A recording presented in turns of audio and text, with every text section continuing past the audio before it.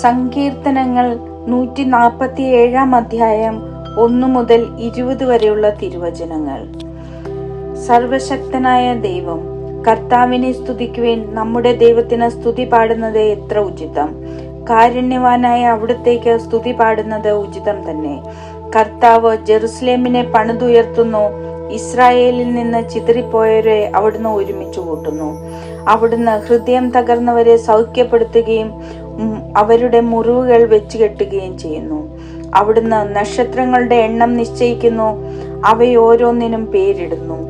നമ്മുടെ കർത്താവ് വലിയവനും കരുത്തുറ്റവനുമാണ്. അവിടുത്തെ ജ്ഞാനം അളവറ്റതാണ്.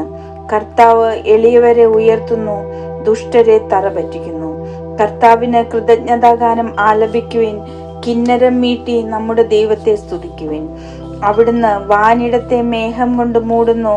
ഭൂമിക്കായി അവിടുന്ന് മഴയൊരുക്കുന്നു.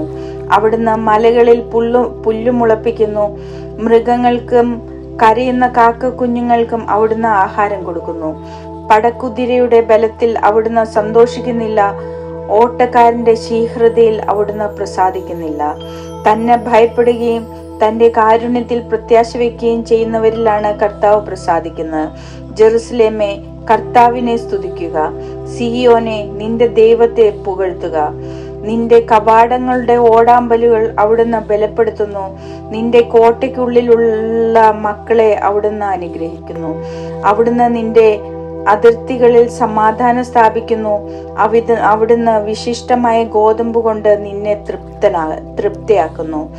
അവിടുന്ന് ഭൂമിയിലേക്ക് കൽപ്പന അയക്കുന്നു. അവിടുത്തെ വചനം പാഞ്ഞു വരുന്നു. അവിടുന്ന് ആട്ടിൻ രോമം പോലെ മഞ്ഞു പെയ്യിക്കുന്നു. ചാരം പോലെ ഹിമധൂളി ചിതറുന്നു.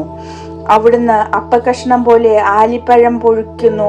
അവിടുന്ന് അയക്കുന്ന തണുപ്പ് ആർക്ക് സഹിക്കാനാവും? അവിടുന്ന് കൽപ്പന അയച്ച് അതിനെ ഉരുക്കിക്കളയുന്നു. അവിടുന്ന് കാറ്റിനെ അയക്കുമ്പോൾ ജലം ഒഴുകിപ്പോകുന്നു. അവിടുന്ന് യാക്കോബിന് തന്റെ കൽപ്പനയും ഇസ്രായേലിന് തന്റെ ചട്ടങ്ങളും പ്രമാണങ്ങളും വെളിപ്പെടുത്തുന്നു. മറ്റൊരു ജനതയ്ക്ക് വേണ്ടിയും അവിടുന്ന് ഇങ്ങനെ ചെയ്തിട്ടില്ല. അവിടുത്തെ പ്രമാണങ്ങൾ അവർക്ക് അജ്ഞാതമാണ്. കർത്താവിനെ സ്തുതിക്കുവിൻ.